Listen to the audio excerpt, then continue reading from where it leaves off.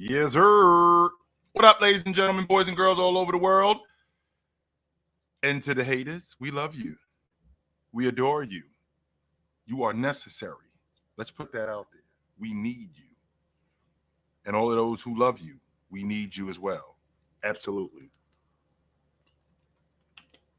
Today, I'm having an interesting conversation about the future of certain players. And a lot of times, I think it's really interesting. And the reason why I think it's interesting is because how people are wrapped up in what's only going on right now. That's it. That's all they're going off.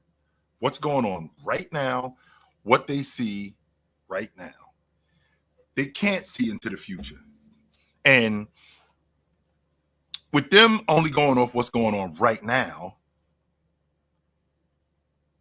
you sound, me in particular, I sound like I have no idea what I'm talking about. And not tonight, I'm not. One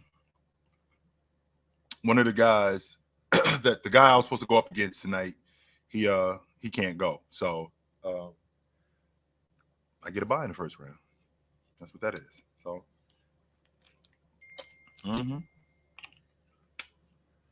I get a bye in the first round. So anyway, when I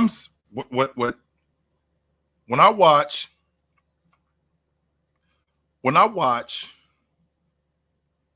players today, I don't just get wrapped up in what's going on today. I am projecting. That's how we come up with the league MVP. That's how we come up with the defensive player of the year. That's how we come up with the most improved player. That's how we come up with all of these people. And we come up with these people off the strength of, we come up with this off the strength of what we've seen, and not just what we've seen, but what we think we're going to see moving forward. That's what we're going off of. When you see Giannis Antetokounmpo in 2018 or in 2017 in year 4 when he was most improved, if you would have told somebody, yo, Giannis is going to be a 2-time league MVP, he's going to be the defensive player of the year, and he's going to be the best 4-man in the game. Now, is that ridiculous to say that? Considering what he was doing at that point. In year 4, what Giannis was, I think he was like 22 a game. He was close to double-digit rebounds. He was becoming an elite defender. So was it ridiculous for you in 2017 to go, yo, Giannis, 3 years from now, or I take that back, not 3 years, 2 years from now, he's going to be the league MVP. And he's going to do it again. And it's the same Giannis, by the way, in 2017. Is Giannis a top 5 player in the league? Is Giannis a top 10 player in the league? What does Giannis' skill set look like in 2017? When we're talking about Giannis Antetokounmpo, what does his skill set look like in 2017? Who is Giannis? Because in 2018 and 2019, Giannis is run and dunk man. That's who he is. That's what everybody said Giannis was. He was run and dunk man. But in 2017, the first year he made the All-Star team, right? The first year he made the All-Star team.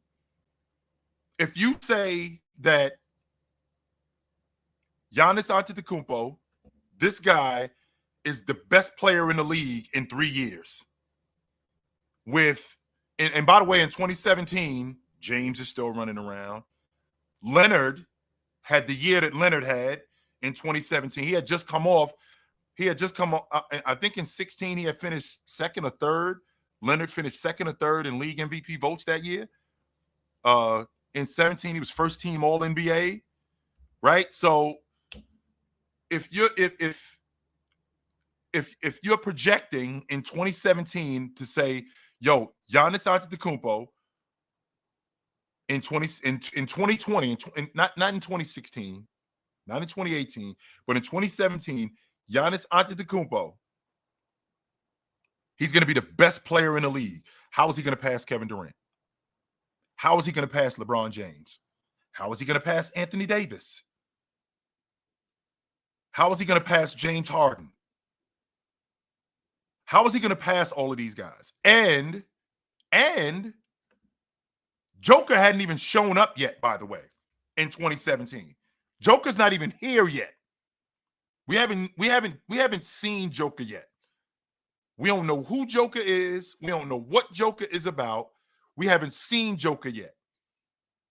But if I think from watching what I've watched from Anthony Edwards up until year 4 to project in 5 years, I think he's going to be the best guard in the game. I don't think he's going to be a good player. I think he could be the best guard in the game. That's how good I think he could be within the next 5 years. I'm ridiculous. I'm out of my mind. Meanwhile, in 2018, right? Meanwhile, in 2018 or in 2019, let me rephrase that. In 2018, Joker still hasn't really shown up yet. He has not. You know, in 2019, he's first team All Pro in 2019. He's in year 4. If I tell you, Joker is going to be the best player in the game in 2 years.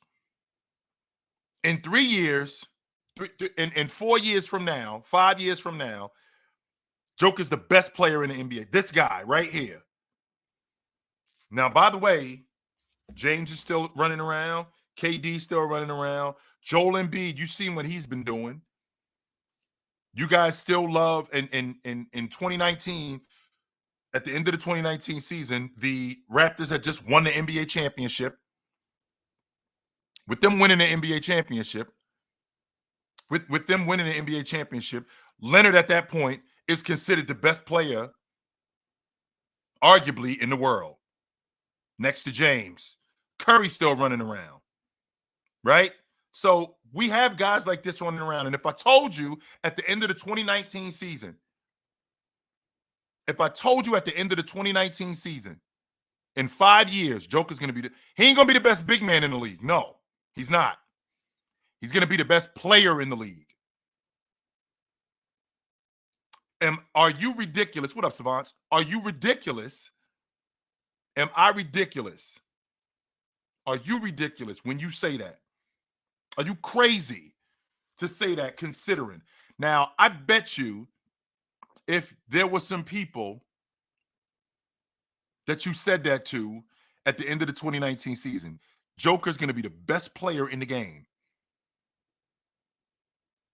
In 2019, if you said 5 years from now, Joker's going to be the best player in the game, are you ridiculous? You might have some people that have said to, if you would have said that, you might have had some people say to you, where'd you get that from? Now, I'm one of those people who, when you say stuff like that, considering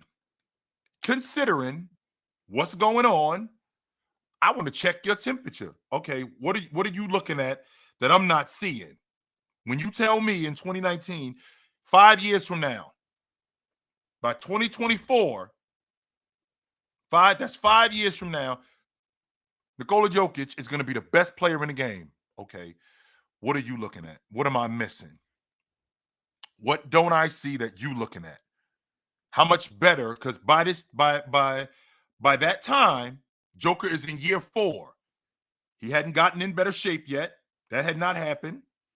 He had not become the playmaker that you saw in 23 in the playoffs. You didn't see that. No, you weren't talking about that.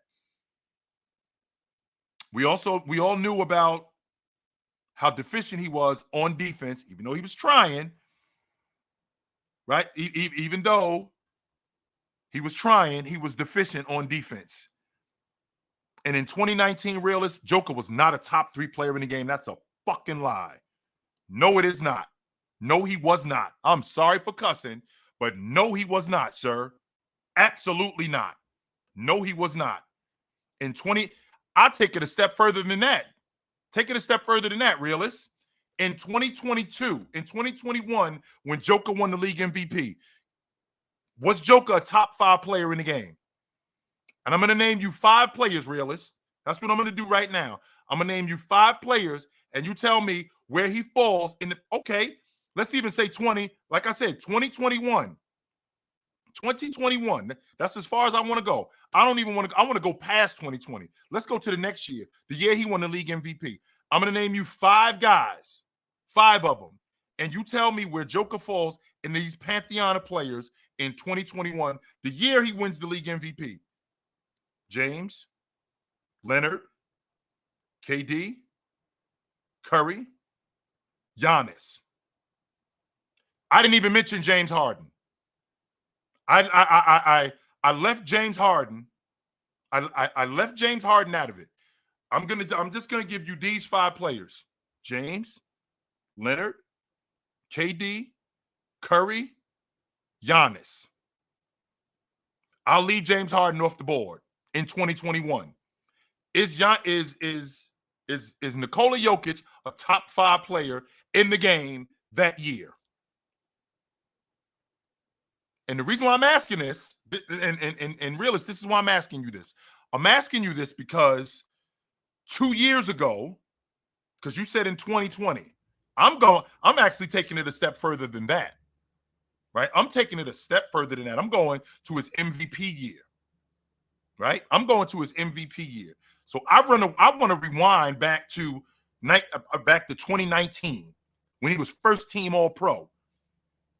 When in 2019, as a first team All-Pro, was he better than Giannis, KD, James Harden, Curry, James, Leonard? Was he better than those 6 guys?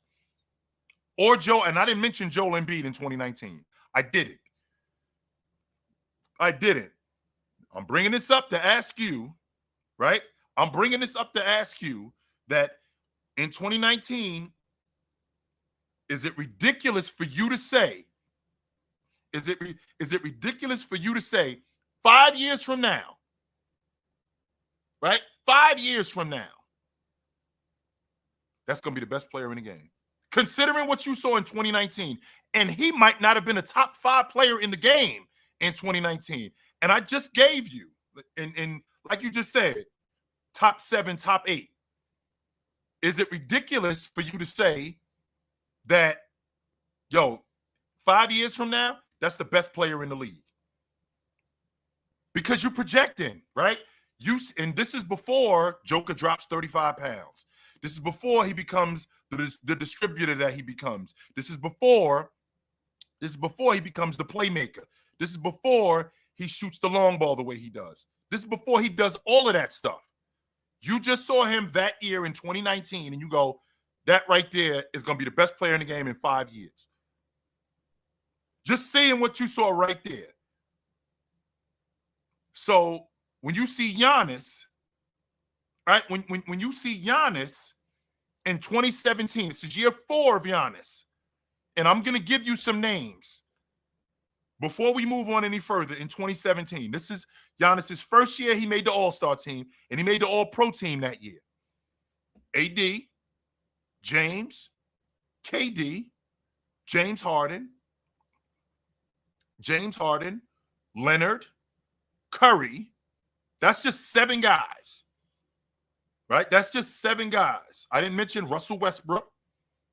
Right? I didn't say Russell Westbrook. I didn't say Kyrie Irving. I didn't say him. I didn't say LaMarcus Aldridge. I didn't say him. But what I'm asking you is, at this time with Giannis in 2017, the first year he made the All-Star team, the first year that he made the All-Pro team, in 5 years from now, this is 2017, 5 years from now, that's going to be the best player in the game. We're going to have a serious conversation about him being the best player in the game, and he's going to clearly be the best four-man in the game, and it's not going to be a question. Would you have been ridiculous to say that back then in 2017? Are you taking, Trey, you're taking James Harden over Giannis Antetokounmpo in 2017? You're doing that? Because a case can be made, and I want to make sure that we're clear on this. A case can be made that James Harden was the league MVP in 17, 18, and 19. I'm going to say that one more time for the people in the cheap seats, Trey. A case can be made that James Harden was the league MVP in 17, 18, and 19. He could have been the league MVP 3 straight years. So you're taking Giannis Antetokounmpo in 2017 over James Harden. In 2017. I ain't talking about today. No. I'm talking about 7 years ago. That's what I'm talking about.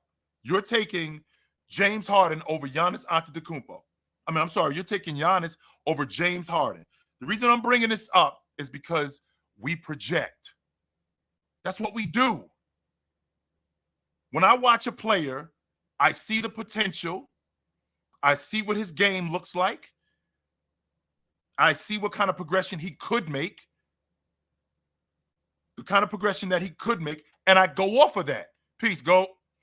And I go off of that.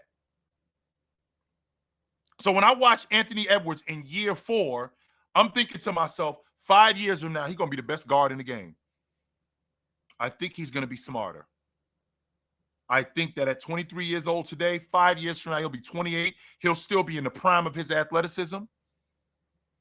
The game's going to slow down.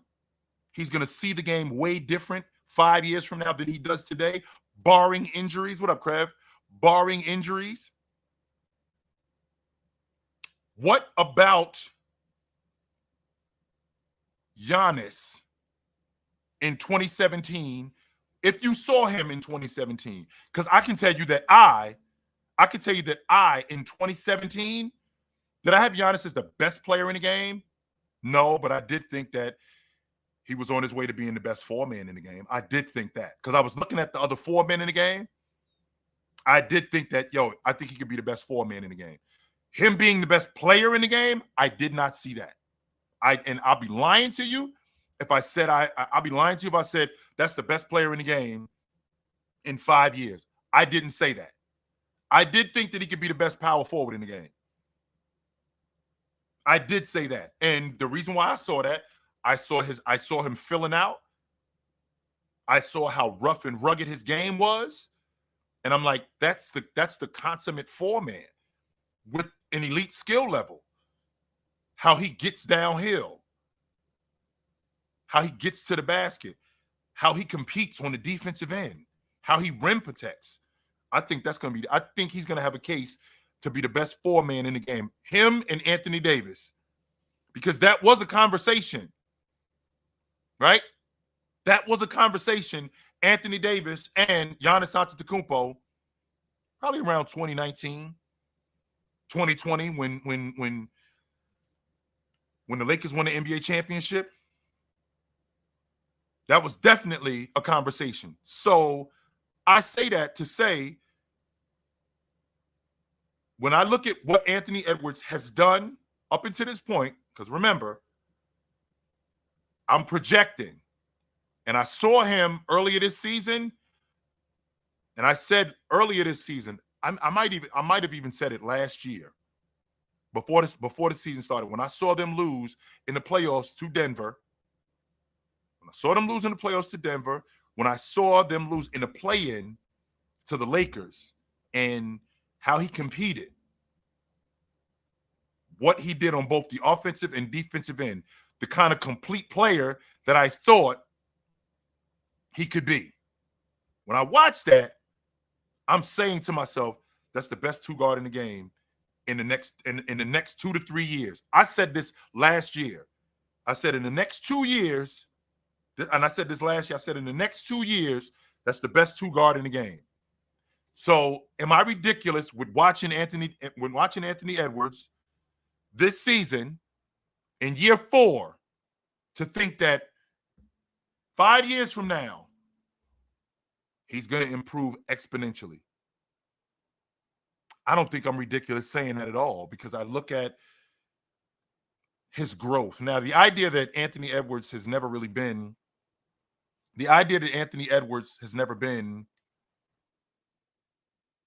an elite jump shooter, I think that can change. And the reason why I think that can change is because James was never an elite three-point shooter, but he got better at it. He changed his game and became more of a threat at the long ball line. He did that because that's the way the game was going. If he doesn't do that in 2016, if he doesn't do that in 2015 and become a better long ball shooter, if he doesn't do that, he's not going to stick around. He's not. So he makes himself a better jump shooter. Is he elite yet? No. Mm-mm. There are elite jump shooters. There's been elite jump, like Bryant was an elite jump shooter. Jordan was an elite jump shooter. Even in today's game, I think Devin Booker is a streaky jump shooter. I don't think he's elite. I think he's streaky. He's got a really good mid-range game, but it could get away from him from time to time. Same thing with Bradley Beal. It could get away from him from time to time. KD is an elite jump shooter. I think Luka is an elite jump shooter, but the problem with Luka is that Luka, he takes a lot of bad shots. So that kind of throws me off from how good he is as a jump shooter, especially in the mid-range game, and how he's able to knock down that 17-footer to keep the defense honest. Especially when he's able to do that. So, how is Anthony Edwards in today's game? Is he rated? Is he properly rated in my estimation? Well, it depends on where he is rated. So I'm thinking Joker, Giannis, Luka, Tatum, SGA, Embiid, Davis, James, KD, Curry, Donovan Mitchell, Book, Edwards, Bam, nope, Jaylen Brown, Jalen Brunson. Those are the top 15 players I think I think those are the top 15 players in today's game.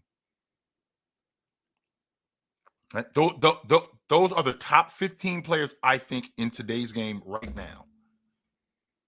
Now, what that's going to look like at the end of the year, like what that's going to look like at the end of the year, I think that's different.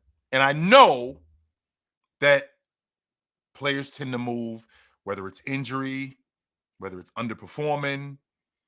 I don't do the underperforming thing if you have a track record of getting busy and being consistent, of getting busy and being consistent.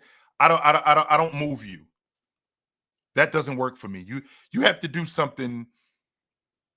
You have to be especially bad for me to go, I think this other guy has to be especially good, and you have to be especially bad in order for me to move you. You have to be. You have to be. Mm-mm. And with you doing that, right? With you doing that, with you being especially bad, and that other person being especially good, that other guy being especially good, that means that you're going the other way. That 100% means that you're going the other way. So when I think about who Anthony Edwards is in year 4 as opposed to what he's going to be in year 9. Am I ridiculous to think that Anthony Edwards in year 9, I'm sitting here 5 years from now and going, that's the best guard in the game? That's the best guard in the game right there. I don't think I'm ridiculous in thinking that.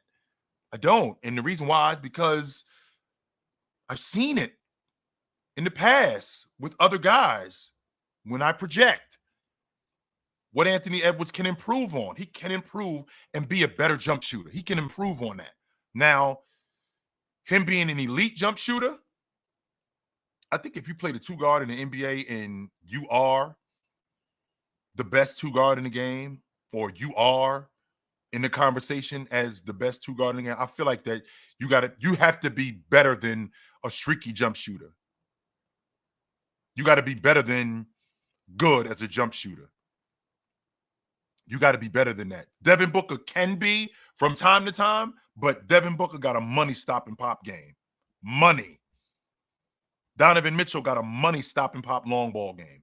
Money. And he gets downhill with the best of them. And he also plays in the mid-range.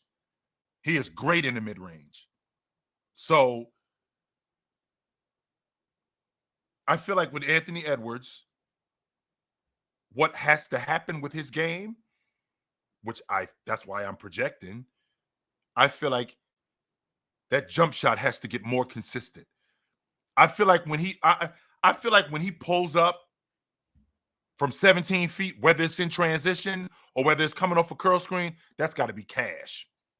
That has to be cash.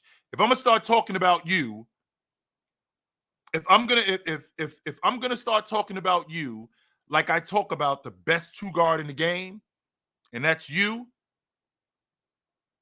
your mid-range game has to be cash as a 2 guard. It has to be. Your mid-range game has to be money.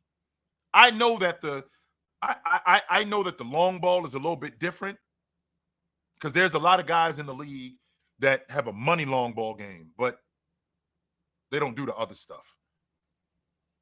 Like Klay Thompson had a money long ball game. Money. He was a catch and shoot guy. He was a catch and move, 2 dribbles, whether it's to the basket, 1 dribble pull up. He could do that. Excuse me. He could do that. But he was elite at the long ball line.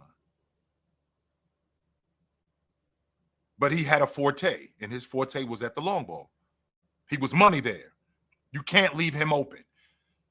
That was his go-to as a jump shooter. He had a good mid-range game, but for the majority of his game, he played behind the long ball line. When I think about a 2 guard, a prime example for me would be Allen Houston. And I think about Allen Houston in the aspect that I think about Allen Houston in the aspect that Allen had a money mid-range game.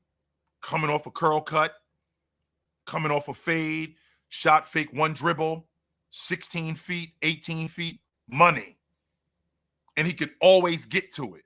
I feel like that's where Anthony Edwards needs to get to. I feel like once if we can work on the other stuff. That has to be automatic though.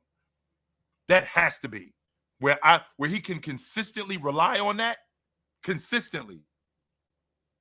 If he could consistently rely on that, I think we're moving Ant into a different space. Once we get to that point where we can consistently rely on you knocking down a 17-footer. And I know for a fact, once we get that, where I'm taking, I don't know, let's say I'm taking 5 or 6 mid-range jump shots. Right? I'm taking 5 or 6 mid-range jump shots and I'm making 2 of them, maybe 3. I don't think you're going to shoot 60% in the mid-range. That's asking a lot. But if I'm shooting in the mid-40s in the mid-range, that's got to be automatic, yo. It has to be. I got a super chat here from Realist. Realist says, once Ant develops a consistent jumper, he will leap Mitch and Book. He's still younger, than them in 2 years. He's a top 3 player in my opinion. Respect to you, Chill. Respect, realist. I don't get how when we see guys who are good players, right? They're good players. Why, when we see these guys, why is it ridiculous to think that in X amount of time, this could happen? When you saw Shea in the bubble, did you think that, and by the way, this is Shea in year 2. This is Shea in year 2.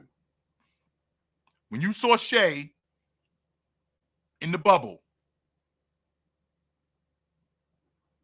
or when you saw Shea in 21, he wasn't in the bubble. He's in Oklahoma City, and he's in year 4.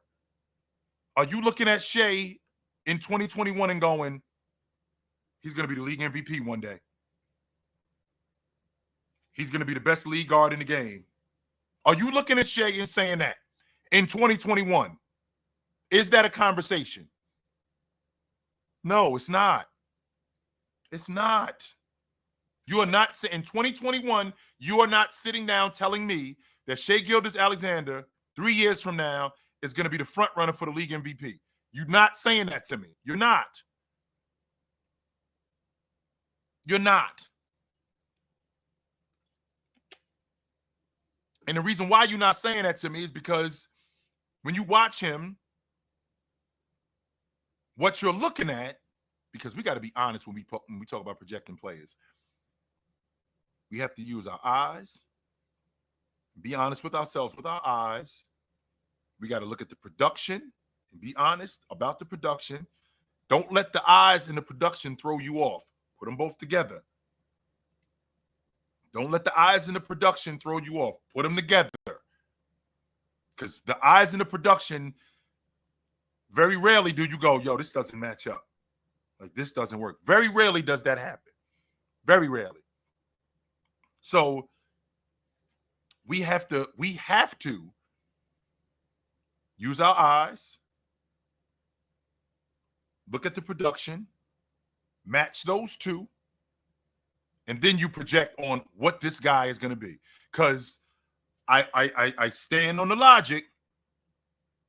I stand on the logic with 2 years ago, when we're going into the 24-25 season, going into the 21-22 season, 22-23, 23-24, going into the 22 season, Shea Gilgeous-Alexander and Jason Tatum were not a conversation. It wasn't. That was not a conversation. So I was projecting, watching Jason Tatum going, I think him and Luka are going to be close in the next 2 years, 3 years tops. I think they're going to be close. I don't think that they're going to be that far away from each other. Maybe he may even pass him because of how polished Luka came into the game. He had already had that edge on him, but he had gotten better. With that being said, there wasn't a conversation between both Jason Tatum and SGA. That wasn't going on. Here we are, 5 years later. There are people who think that SGA got robbed last year of the league MVP, which I think is nuts to me, that he got robbed. Okay, first of all, he lost to the best player on the planet. It wasn't like he got ousted by a good player. He lost out to the best player on the planet. And they didn't just give it to him. It wasn't like they said, fine, here. Joker was fantastic this season. He wasn't good. I can make the argument Joker's the best not only the best big man in the league, he's the best playmaker in the league. He may be the best passer in the game.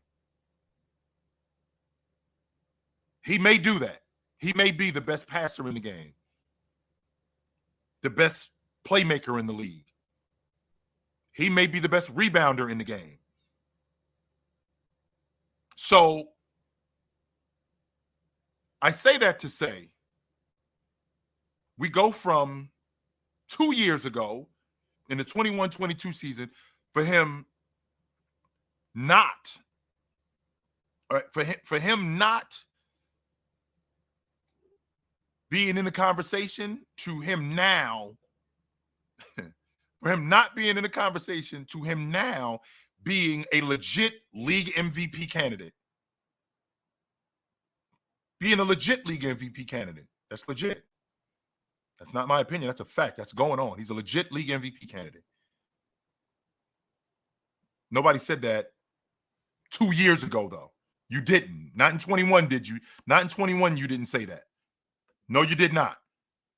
Not in 22 did you say that, even when they got bounced in the play-in tournament. You may have saw him and be like, yo, this kid's going to be really good. Did you think he was going to be this good? And if you did, you're projecting. And what are you projecting off? What you saw. So is Anthony Edwards, right? Is Anthony Edwards where he is now? Because I think he's a top 15 player. I don't think he's in the top 10 yet. I don't think he's there. I think he's getting close.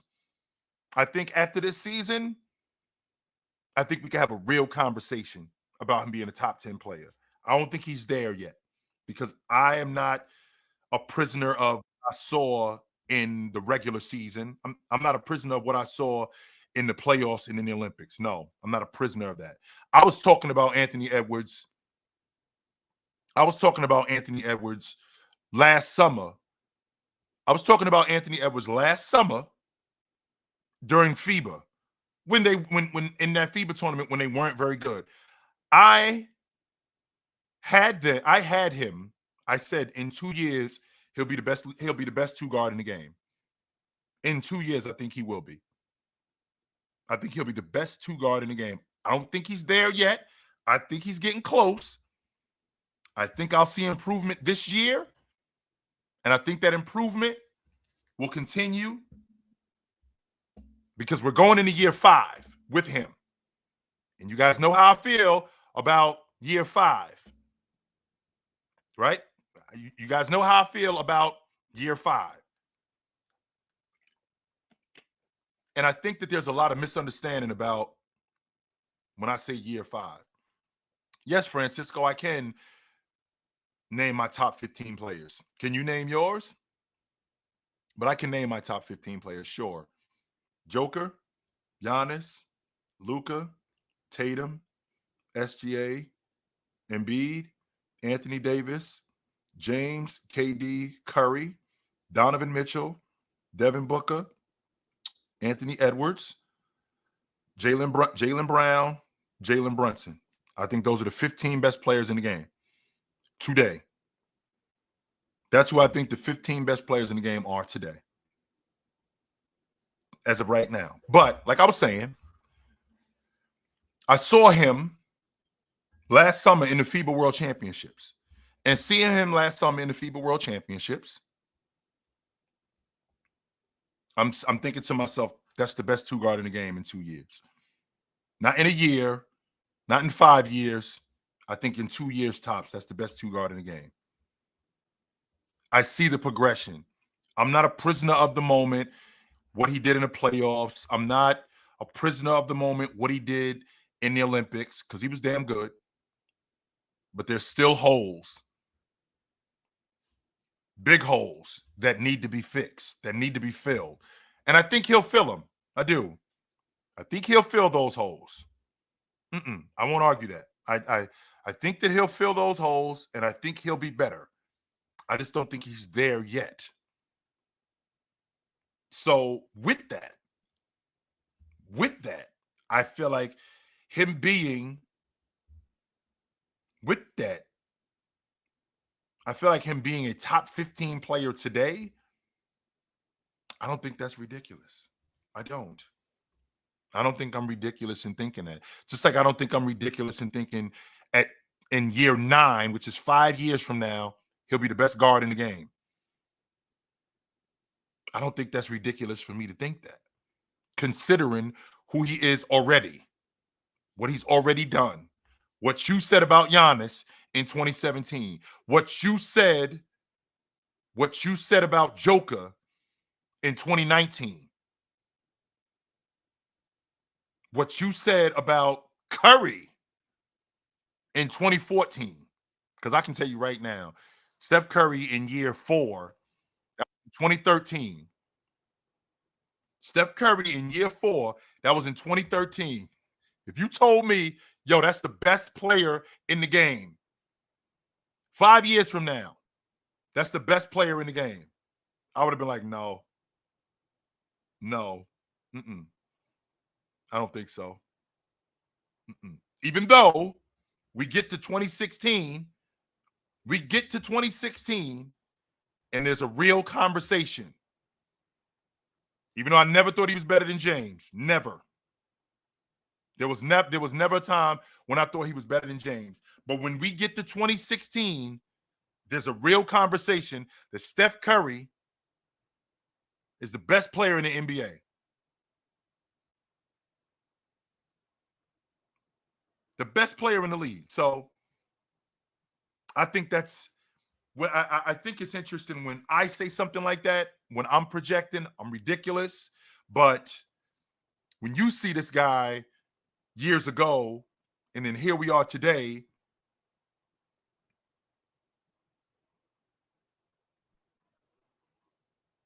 it's not an issue. But for me, it is.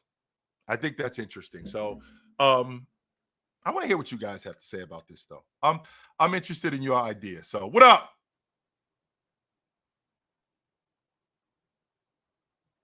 Yo. Had him and then I didn't. Nope, can't hear him. What up? What's up, Chill? Yeah, I mean, you already know what I'm gonna say. I don't think it's ridiculous at all for you to, think that he can be the best guard in the league, in 5 years. And I think him and Wemby will be contending for, number one, best player in the league in 5 years. They'll both be smack dead in their prime. But how old is Wemby? Like 21, 20. 20. Okay, so it'll Mm-hmm. be a little bit. He'll be almost there, but he's. And 23. Yeah, I know. I like. So if let's say Wemby's 25, Ant 28. I Yeah, remember Jordan at 28. right. That was in 91. I'm gonna put that out there. And I think people are like, they're getting a little annoyed because the ant hype is just, came out of nowhere. But I've looked at every single season of him. He like in some of the stuff he's in rare company. Like he's top 5 youngest to reach 5K points. Even above Luka, which is actually kind of crazy. Did he come out of nowhere though, Marcus? I mean, he was what was he, the number 1 overall pick in the No, no, draft? no, no, no, no. I'm saying like just now, like how they talking about him now, like being face of the league. Like I think that came. I think since people were like saying like, man, like he just did this for 1 year, but they don't realize that in every single playoffs he's got, even his first playoff, he's gotten better and better and better, and he has been elite. He's been an elite jump shooter in the playoffs. For the He, record, he I think he averaged 31 a game. he averaged 31 against the Nuggets. The I ain't Nuggets even talking about the Nuggets. I'm talking about the year that they lost to the Nuggets. I think he averaged 31 a game against them. yeah, Something yeah, like that. yeah, yeah. Even the Nuggets players said that. And SGA was the hardest players to guard in that whole playoff run. They Oh, said what you call it? Bruce Brown said that yeah, Minnesota was the toughest matchup. He said that. yeah, and Ant was like the toughest player to guard. And Yeah, that was 21-year-old Ant. yeah, he said that. I don't think people are like realizing or like seeing like these like little details about him. Like they say he's not a student of the game because the comment he made about Right. about the 90s players, but that's just him being wet around the ears of his NBA history. But if you just like take the time and like really just look at his game, you can look at his footwork. His footwork is crazy. Like you just really like just look at it. I won't argue that. I won't. I look at a guy's game and I look at who Anthony Edwards is, and the examples that I gave when I talk about projecting, when I talking about moving forward. I've always not necessarily compared, not just compared this guy to that guy. I'm not one of those guys that I always just compare this guy to that guy. I do see similarities in a lot of guys' games. I don't think that he's that guy. I think that he reminds me, like for example, when I say Anthony Edwards, that's Mitch Richmond, except a better athlete. Do I think that him and Mitch Richmond are the same player? No. No. That's who he reminds me of, though. When I see him, when I watch him, I'm like, that's Mitch Richmond right there, except a better athlete. When I see Wemby, I'm like, that's Ralph Sampson, except a better handle and a jump shot. When I see Bam, that's Buck Williams right there, except a better athlete. When you look at Wemby, that's Ralph Sampson. That's what, and do I think that they're the same player? No, but that's what he reminds me of. Nah, that's what I'm looking at. I'm like, I think I've seen that before. I mean, you see the similarities in the people. I've seen that. For sure. Okay, I've seen that before. So when I look at Ant and I think about how good Mitch Richmond was, and I'm like, imagine Mitch Richmond as a better athlete. Holy shit. Yeah, athlete like that. How much better could he have been? Mitch Richmond. He ain't an athlete like that. Like no, not even. No, he is not. He was not the athlete that Ant is. No, he is not. He don't have the hops. He ain't as fast. He ain't as quick. His balance. No, he is not that. When I watch Wemby, I'm like, imagine if Ralph Sampson had that kind of handle, and Ralph Sampson could handle it. But what if he had that kind of handle in a jump shot?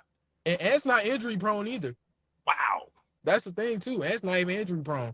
Like I seen him get like little, like you know how like when LeBron he would get like a little ticky tack injury, and then he would come back in the game and everything would be fine. Like you know in his Miami days, like he'll get like a little injury, then he'll come back in the game like. I watched Anthony Edwards roll his ankle against Indiana. He should have been done. Literally, he went right back in the game, and then he should have been done for the night. His ankle was on the floor. He should have been done for the night. He came right back in the game.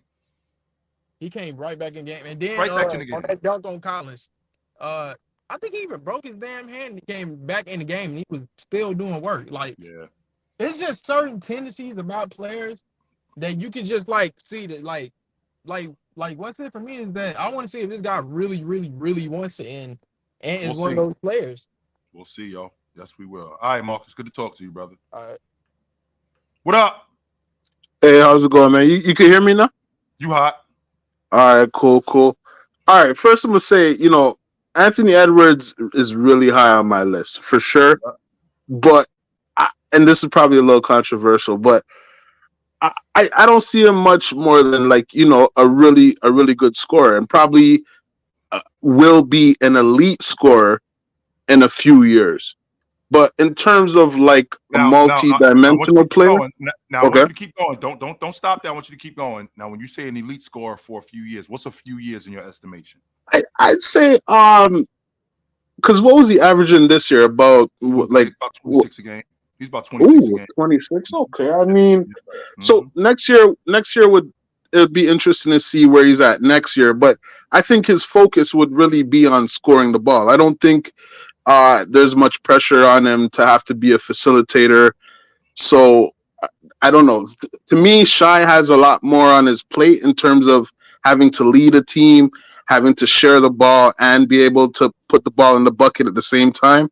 Yep. I don't think that pressure's on Anthony Edwards like it would be on Shai. I think, and especially with Josh Giddey being out now. Right. So now with Josh Giddey being gone, now that means that SGA has to be more of a ball handler. He's got to be more of a distributor, right? He's got to be more of a playmaker. I could get with that, but I feel like Chet unlocks the hole that they have because Chet's a ball handler. Chet can knock down the mid-range jump shot. Not only can Chet knock down the mid-range jump shot, he speeds them up as an offense because of what he does on the defensive end. So I think that takes a lot away. I think that takes a lot away from Shai's responsibilities. SGA, and Edwards also on that side of the basketball. Once he gets better reading defenses, getting in the paint and passing out of the double team for a long ball or passing out of the double team on a drop off to Rudy at the rim or Cat for a short 7-footer or hitting him in the dunker spot. Understanding the game like that, because at the 2-guard spot, I do have to be a playmaker. Primarily, that's my job is to get buckets, but I make us much better when I'm also a playmaker too, especially when we get into the meat and potatoes of games, when I'm getting doubled, when I'm getting different defenses thrown at me. So the idea of Shea having more responsibility, you can have more responsibility, but my responsibilities are different than yours, and they still can be just as bad, just as much. No, but I agree with you that he does have to do those things better. Have to know when to kick out just a tad bit earlier. I think those things will definitely put him up there.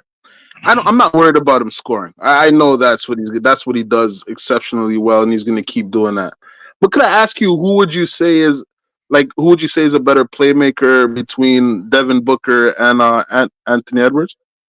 Who's a better playmaker today? And now again, I classify playmaking differently than other people. On the Okay. offensive side of the basketball, when you're talking about passing the ball, I think Devin Booker does a little bit more because I think the game is slowed down for him and he understands the game better.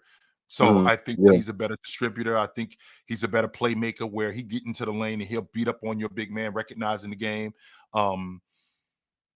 getting KD involved in the game. I've seen 10, 11 assist games from Devin Booker, but I've also seen him get to the rim as a smart player and know that, I don't know, let's say DeAndre Ayton's got 3 fouls. So I'm going to go in there and I'm going to beat up on him because I know that foul number 4, he's got to sit down. So now that means that your second rate big your second seed big man, right? Your second string big man's got to come in, and now he's got to deal with Nurkic. That's playmaking. So I think I think recognizing the game in that aspect, I think that makes him a little bit better than Book. But on the flip side to that, I think Anthony Edwards is better on the defensive side of the ball as a True, playmaker. true, As a playmaker in terms of speeding up the game as an on-ball defender. I definitely think he's a better playmaker in that aspect. So if I had to choose between the two, I think Anthony Edwards is slightly below Devin Booker, but I think he passes him in all aspects within the next year or two. I do. I agree. I'll be watching it All right, for brother. Good sure. to talk to you. Yep. I just know that, and I'm very well aware of it. Right. I'm very well aware of how invested people are when it comes to players.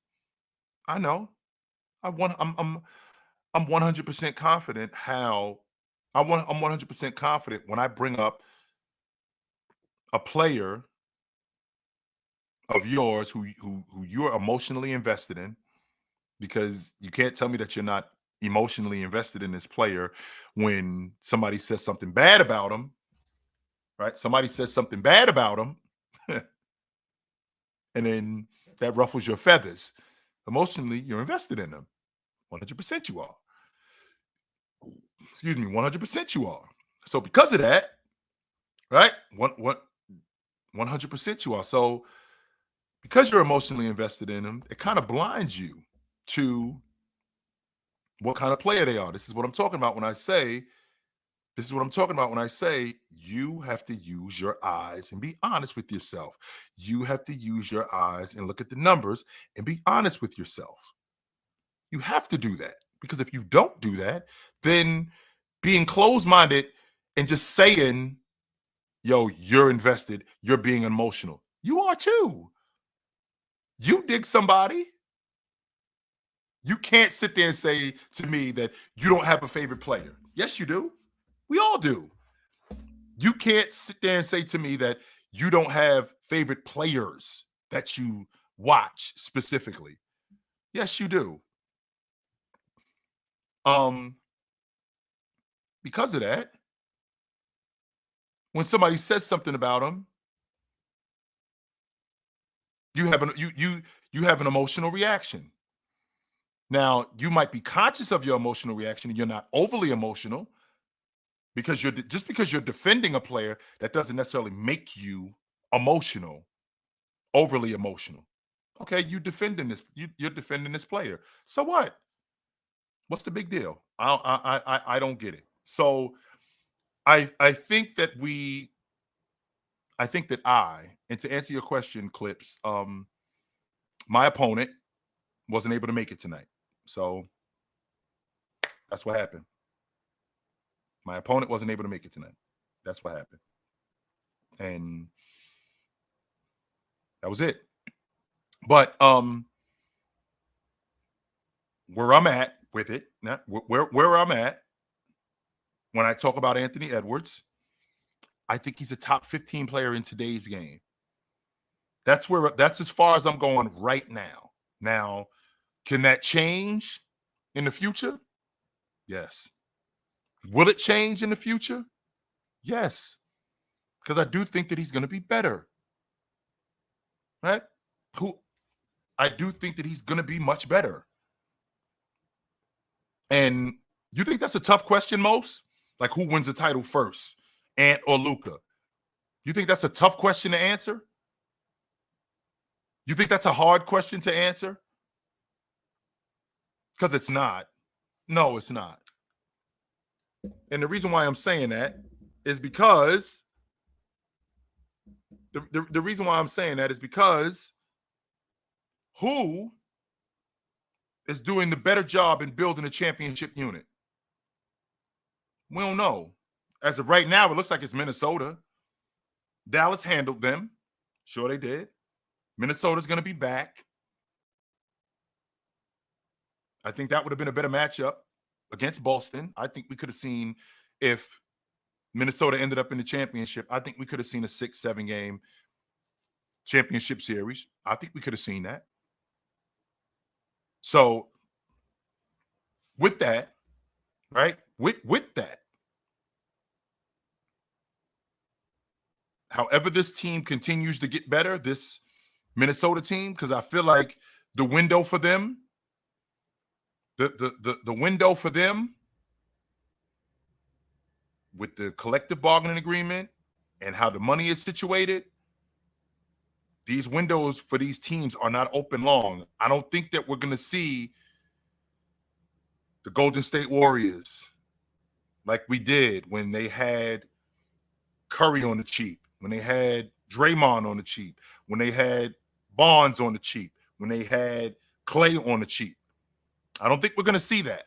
I don't think that we're going to see, moving forward, the Boston Celtics when they had Tatum on the cheap, when they had Jaylen Brown on the cheap, when they had Marcus Smart on the cheap, when they got Robert Williams in the second round. I don't think that we're going to see that. I don't. I think that the way the CBA is situated, is situated in a way to, one, shut down super teams, where, I hate that term. I swear I do. I hate the term super team. Drives me insane. I swear it does. Makes me nuts. But it deters guys teaming up because owners are not interested in paying. Once you go over the luxury tax, once you go over the threshold, not the first apron, the second apron. I mean, I don't know if you guys know this, but once you go over the second apron, when you're in that when you're in that tax bracket, it's now, for every dollar you're over, you owe $3. So for every dollar you're over the salary cap, you owe $3, which doesn't, fiscally, that doesn't work. It doesn't. So if you 30 million over the cap, you owe 90. If you're 70 million over the cap, you owe 210 million. If you 70 million over the cap, if you 50 million over the cap, you owe 150 million in taxes. That cripples franchises. We can't keep doing that. No, we cannot keep doing that. We can't, unfortunately. So, I think Anthony Edwards is properly rated. I do. I think Anthony Edwards is properly rated. And I think that moving forward, I do think that he's going to move up. I got one more caller before I bounce. I got one more caller before I bounce. What up? Chilling, man. Shit, man. Good, great. First off, I love the show. I was watching it. This is a great topic. And I ain't gonna lie, I was waiting to see you on PCA. I'm sorry that whoever ducked you. But do you think Ant-Man will retire? And I heard this somewhere else, but I wanted to hear your perspective on it. Two-part question. Do you think Ant-Man wants to retire in Minnesota? And or this is the second part of the question. Do you think that he wants to go back home to Atlanta to maybe finish his career? I think that it's going to be the same situation what happened in Cleveland. I think he's going to outgrow Minnesota. I think that he's going to become such a big deal that he's going to have to move to a bigger market because he's going to be such a big deal where he can't stay in Minnesota. All right, so let me ask you this real quick. What was the market for Chicago before Jordan got there? Because that's what Chicago was one of the, I think it was one of the 5 biggest cities in America. So it was already a big time. They just had a terrible basketball team. Okay. That's all it was. I mean, everybody knew who the Bears were, the Cubs, the White Sox. They had a great sports market. And Chicago was a huge city. And Jordan, when he shows up, this team that's bad, now he's turning them into a really good team. And that's expanding that market. That's already a big market. Do you want to see him help Minnesota win their first championship? Yeah, I want him to stay up there, to be honest with you, Breezy. I do. Just like I wanted James to stay in Cleveland. I didn't want James to move to Los Angeles. Because I felt like it was great for the league. Yeah. I just thought it was great for the league. I didn't care much about Cleveland. The only reason why I watched them is because they had James. Now they have actually built something up there where I'm interested. In addition to Donovan Mitchell, you know how I feel about Evan Mobley. You know how I feel about Darius Garland. Yeah. So they're actually building something up there. But I would rather have seen James stay there. I would have. All right, that's what I'm saying. Like, I agree with you, Chill, but I want him to stay. I want him to stay because of the Jordan impact. Just like you said though, I didn't know all of that about the Chicago market. That's why I asked. It was a big deal. Mm-hmm. Seeing Ant-Man leave Minnesota, I think they go back in purgatory, man. Yes. They got to find a way to keep him. But to your point, they could go over the limit wild crazy because of how much they paying their players right now. So I don't know, man. I'll be watching though. Yes, sir. Good to talk to you, Breezy. I know where to find you at, brother. That's what it is. So, all right, guys, you know what time it is. It's about that time for me. It was good to see you guys tonight. I will see you guys soon. You know where to find me. If I'm not here, I'm on the panel 11 to 2. If I'm not on the panel 11 to 2, I'm on TikTok before that, 9 a.m. every morning. Good morning, NBA. That's what we do. And if I'm not there, you can find me with my man Big Ox on Saturday, 12 Eastern, on the Players Choice Network. Chill with Chill. I'm not hard to find. So I'm around. I will see you guys soon. But until then, put on a suit, drink water, don't drink and drive. Hey, man, call your mother. Last time you talk to your mother. Call your mother. I will talk to you guys soon. But until then, take it light, but take it. Absolutely, man. It was good to see you guys. This was